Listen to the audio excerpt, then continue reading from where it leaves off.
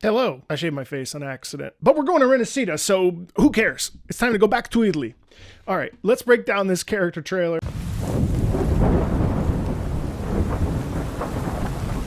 It's such an impressive shot, even just to have the aesthetic of having the rain over the top of this. I'm sure some cinematographer will do some deep dive analysis on this, but it's very cool. You know, I think it really sets the stage, sets the scene perfectly. But you're here for music talk, so let's keep going. What is going on with my camera today?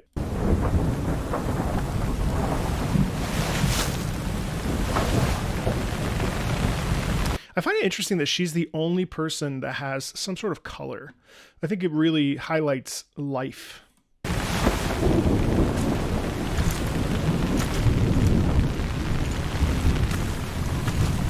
Vittorio Montelli.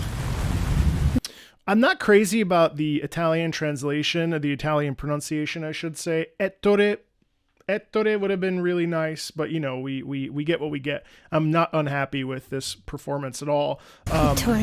You know, but in my brain I hear Ettore Montelli. You know, that's what I hear, but for non-Italian, I mean, whatever. Montelli. In the name of our family, I swear.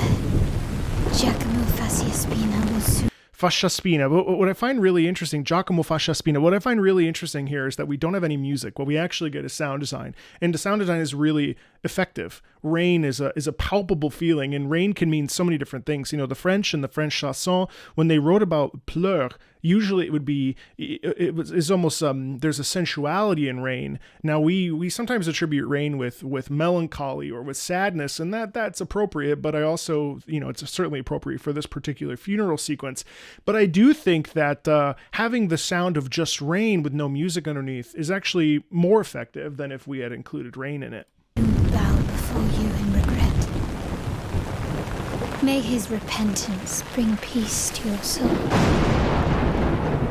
This feels like classic telenovela, more like a mafia movie sort of sequence. It reminds me a lot of Yakuza, actually. Dong dong, Dojima family, you know, whatever. But all that to say, like, this sequence feels very in line with your mobster style thing, and let it be known, of course, that the mobster idea, I mean, yes, there's mafia, of course, in Italy, but this is very much an American trope, I'd say, of featuring, you know, The Godfather, Casino. You know, there's a whole Italian American community that I don't personally feel associated with, because, you know, I feel more like an Italian who was born in the United States. My family, we're not big Italian American. There's like a whole Italian American community aspect to Italian culture that's been Americanized, that I didn't grow up with that. I really grew up with a true Italian cultural upbringing, but just the difference being that it was in the United States. I did live in Italy when I was a child, so I do have an affinity and a connection to Italian things, and certainly when I became an opera singer, when I was studying, especially in my undergrad years, I really started to really want to connect with the identity of being an Italian. And I think one of the beautiful things about opera that we'll actually talk about later on as well is the idea that music and opera really is, you know, it's a European art form and beyond, but it really, you know, opera was born in Italy. It was born, you know, from the Florentine Camerata. It was born from the, you know, it was born from the Greeks with it's a whole complicated thing, but essentially Greek tragedy. You know, it was sort of, that was really the opera's been dying since it was born. It was created. It was reflected on. It was reflected on that idea of Greek tragedy. And then Florentine Camerata said, well, why don't we go ahead and you know, do our own thing? And Monteverdi showed up, and all these guys kind of came out and said, you know, let's do it this way, this way, this way. So we used to have a bunch of different forms back in the day, and then that evolved through history, of course, and through time. But all that to say, like, you know, I really do connect less so with the sort of Italian American vision of what Italians are, and more so with the Italian vision of what Italians are, if they even have a vision. That's another whole complicated cultural conversation about the idea that, you know, you know, who are you when you're not in the place? You know, if I was in Italy, I'd be Italian American. If I was in America, I feel I consider myself an Italian. So it's an interesting conversation.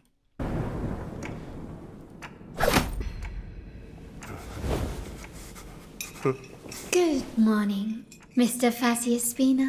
Fasciaspina. It seems you had quite a restful night. What I like about this, again, is that the only sound that we have is the sound of the ticking clock.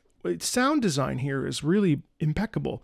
I also really appreciate that there's an echo in here and there's a stillness as she, what does this symbolize? Obviously the pose is like very strong feminine power, but then on top of that, we also have the, what does it symbolize? To have a bit of tea, a tea while throwing a knife at somebody. That's very casual, isn't it? So I think even there's a real sense of power and control that's being exerted through body language and through physicality there. Do forgive us for being so forward. The Montelli family is known for their bold greetings. What a shame you were unable to attend Tori's funeral. This is such a nice touch. So this is a gramophone. This is interesting, the production of this particular, I don't know all the details, but one of the really cool things about when we were really leaning into the idea of records with records and things, and the production of the sound for the records, for the LPs, is really interesting because now we have modern microphones that take care of all this stuff. But back in the day, essentially you'd have a big, you would actually sing into this part and then that would scratch onto the record. And that's how they would, I don't know how they mass produced it at the time, but in the turn of the century, around the 1900s, especially when you think Enrico Caruso or, some of the others, I can't remember a lot of the sopranos that were around back then, but Enrico Caruso is probably like the most famous of Italian singers in the modern era and at the turn of the century. And what Caruso and all these guys would do later on as well, they would sing into this. And then if you wanted to sing quietly, you have to lean in close. And if you wanted to sing loudly, you'd have to back up. But you're essentially sticking your head, not necessarily into this particular apparatus, this gramophone. But this is a very normal, I don't realize or wonder how many of you actually know what this is, but essentially it's a record player. But the sound obviously travels out of this part here. It's pretty cool. So now we're going to get into the music and this piece. Oh my God. I watched it last night. I'm sorry it's not a reaction, but I watched it last night and I was just like, what? So I'm really excited. You might find some time to... And this is an accurate sound representation too. It's very muffled. It's interesting because, pieces from this time period, Enrico Caruso, Lily Pones, all these recordings that we have are all like, they just sound bad. Not the singing itself, but the singing does sound a little pitchy actually because of the way that it's recorded. But the actual sound was extremely muffled, and this is pretty accurate to that. Pay your respects while the prospect for amends still remains. Well. And then it's interesting because this chord here, it literally sounds like Ave Maria,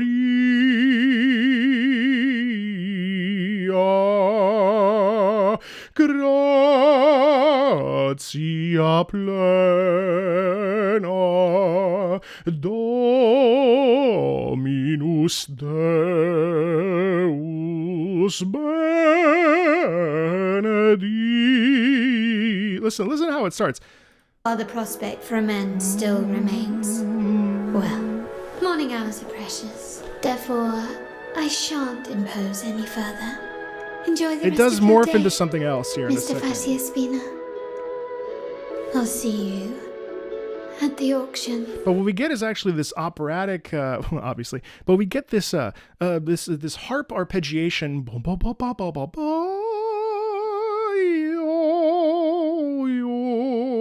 What excites me about this particular trailer, and I don't plan to cover every trailer. It's not really my intention here, but my intention is to focus on music that's very, very, very, very, very good. And what's amazing to me about this and what Kuro has done here is really taken something, and this is one of the reasons why I really fell in love with so many video game soundtracks, is where but La Signora comes to mind from Genshin Impact, where we really are taking, and actually this is actually different than that because that has some modern twists to it which evolve and move the sound quality of what we would consider traditional classical music forward. But actually what we're doing in this particular Resonator showcase of Carlotta is we're actually deviating from advancing the thing. And to me, what's really exciting is that we are actually recreating. We are essentially taking something that is very old and leaving it in the functional style that is. We're leaving it in the, I didn't realize I was leaning back the entire time. I'm very excited. We are essentially taking the style, retaining it, and then composing it in a modern time period. And this to me is very exciting as a person who grew up, studying opera from 18 to 30, and then performing for a few years before deciding to retire. I was always desperately searching for compositions that were comfortable to sing in, that were also contemporary. And one of the things in the classical music industry is that we have a lot of academics. We have a lot of academics that oftentimes it feels like the pieces that they're trying to compose are rooted in a compositional style that is taught in school. And we're moving away from a romantic time period of, say, Puccini or a bel canto style of, say, Rossini, Donizetti, and Verdi. These are famous Italian composers. And what we're getting here is this is more like Gounod, really. This has a bit of a French sound to it. And why does it have a French sound to it? Well, it's very languid. It's got a ton of vibrato, a lot of bel canto time period stuff, which is really what this feels rooted in. And I'm sorry if I'm losing you. Just rewind and try to follow along. I'm trying to make it digestible for you. But one of the interesting things is that the legato gives way to a couple different time periods, because legato writing like this could be the Verismo style, the Romantic and Verismo style of, say, Pietro Mascagni or Ruggero Leoncavallo or Giacomo Puccini. And these guys were contemporaries, and these guys were also affected by the music of Richard Wagner over in Germany, because all these things are kind of happening at the same time. Puccini was the natural evolution of a guy like Giuseppe Verdi. And Giuseppe Verdi was part of the bel canto time period, which also featured Gioacchino Rossini and Gaetano Donizetti. But these guys, the style is different. A lot of times with the music of the bel canto period, you have ba ba ba ba ba ba ba bum bum bum bum bum bum bum bum bum. The orchestration not only is more simple than this, but it's also a little bit, it just doesn't feel as legato. It doesn't have as much flow to it. And whereas this is very like flowy, a lot of harp arpeggiation in there, like I mentioned earlier. So we're getting a sound quality here that's probably more synonymous with some of the French grand opera composers that were also around the same time. Charles Gounod, Georges Bizet, that kind of style. Not to say that it's not Italian, because it is, and we'll get some inklings of this later on. Also, you have to consider that Giuseppe Verdi was the sort of, if Beethoven was the natural through line from classical to the Romantic time period, where we're writing an emotion, the sort of structure of music is changing, then at the same time, Verdi's also threading that needle later on in his life, especially after this period of time called the Galli years.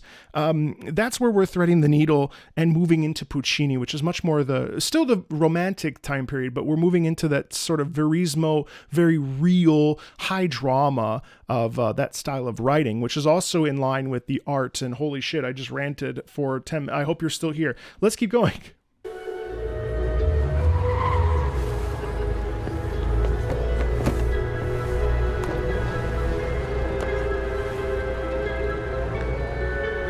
I like the sense of wonderment in this. I love the sense of wonderment in the twinkling. Still with that gramophone sound, but it really feels like as Carlotta gets out of the car, she's like, okay, we're going in, There's a sense of possibility in that twinkling sound. And again, a constant sense of confidence. Next, we have The Banquet. Starting bid, 50,000 monai. Bidder number 4. Now this musical style feels much more sort of 1920s jazz-ish. Now again, that's not my forte, but what I would say is now we have a bit of sorry, unfortunately my face was blocking that little section there, but now in this jazz style, we have a sound that feels very there's a bit of harpsichord, but it almost feels like a reinterpretation, a mixture of Baroque and 1920s jazz, kind of. I'd like to keep listening.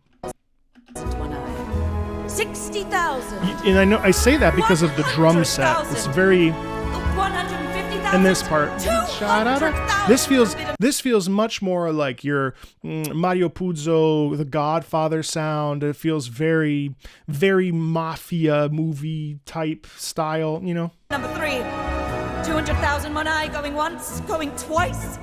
Sold for 200,000 monai. Now this feels much more in line with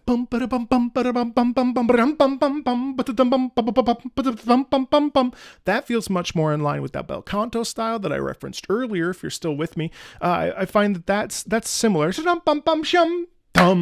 very in line with that style.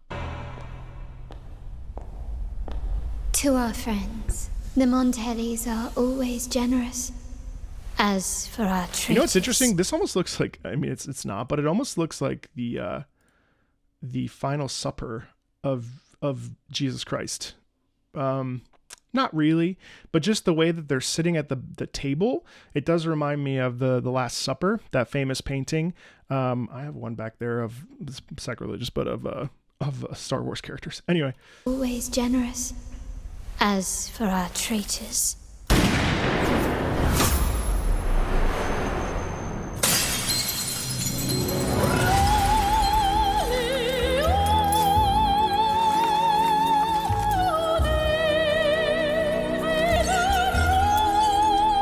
I mean, it's incredible stuff.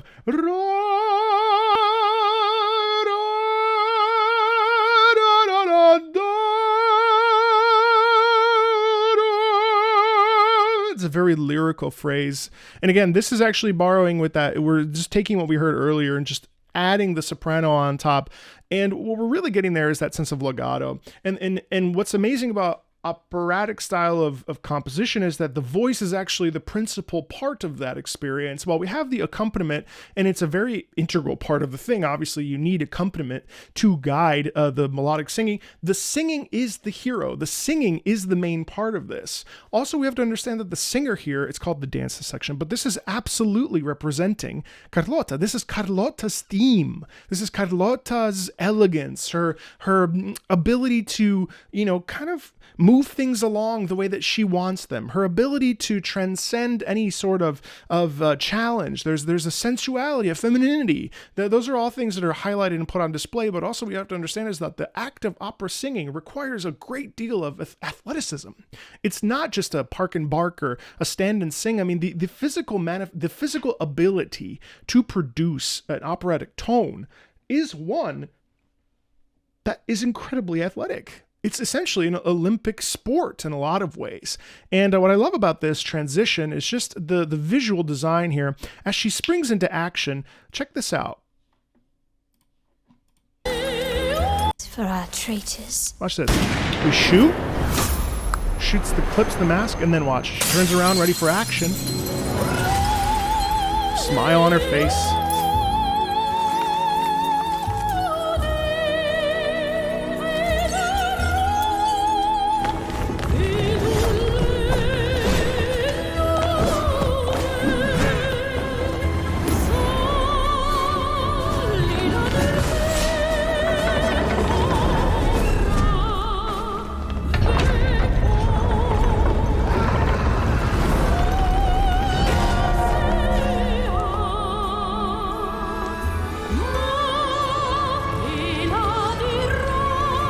So it's interesting. I'm pretty sure this is in Italian because it sounds like it says mattina ti avrò or mattina t'avrò. And again, we're talking about elegance. We're talking about the fact that here are all these guys coming at her. And what are we getting? Incredible lyric singing. And on top of that, this is also, first of all, I'd like to say this is incredibly good operatic singing. It's incredibly high quality operatic singing, which I'm very sensitive to. And I would tell you if it wasn't good. This is incredibly, incredibly well done. I think that it could... The thing is, I'm always partial to a much more melodic experience, and while obviously the act of this is a very legato, connected piece of music, I would have liked a little bit more of a melodic direction. But it's setting the scene so perfectly that that's like a little tiny quibble. But I also like how as we climb up, it sounded like we're actually sustaining the notes, which is pretty cool.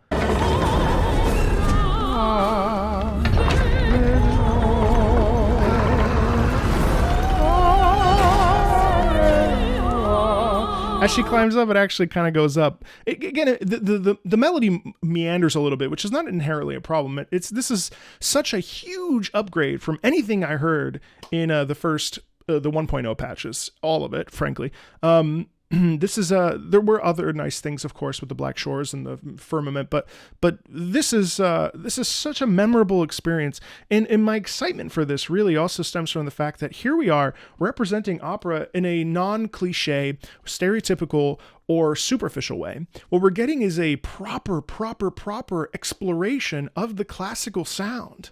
And the fact that this is reaching 257,000 people at the time of this upload on that main video is really exciting to me, because this is, this is opera. This is opera. This isn't the funny commercial that you see where they're singing the Toreador or the habanera from Carmen or whatever. This isn't pastiche. This is the real deal, and I love that. Let's keep going.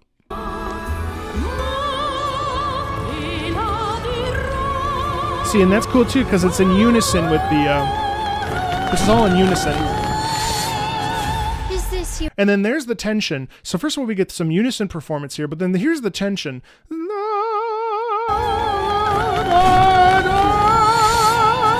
Is this your invitation to dance, gentlemen?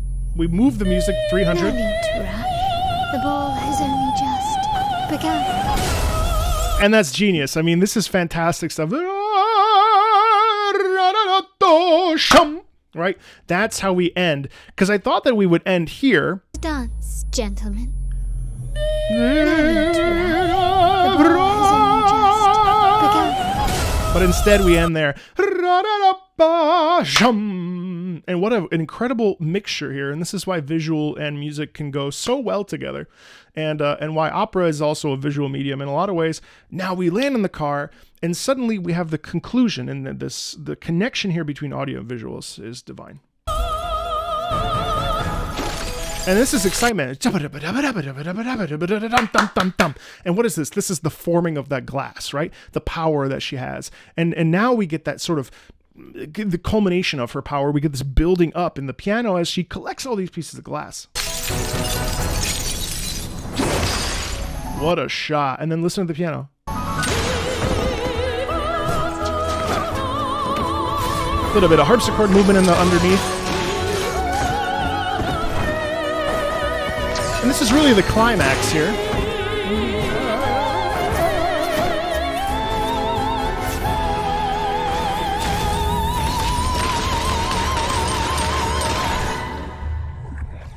First of all, she goes,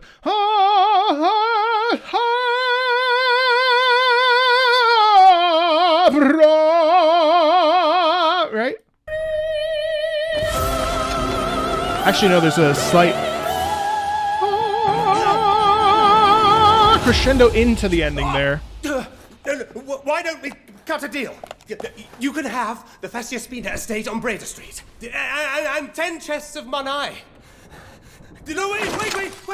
Are you really willing to be a gun in someone else's hands? Carlotta! Also the fact that she kills him outright, which is, I find, surprising.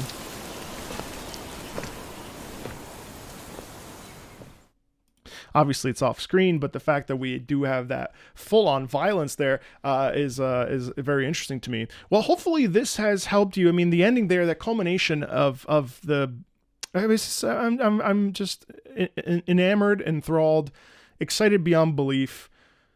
I'm not gonna hide it. I'm not gonna hide the enthusiasm and joy I feel for Wuthering Waves. I really am excited to report back in the next couple weeks as we see where we land with 2.0. But if anything is to be said from this marketing material and these showcases, this is a big shift for Wuthering Waves, and I'm incredibly excited for what's to come. It was one of my favorite games of the year of 2024. And it will continue to be up into 2025 unless something absolutely terrible happens.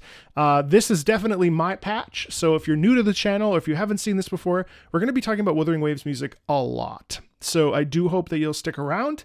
Thanks a ton, and I'll see you later. Bye.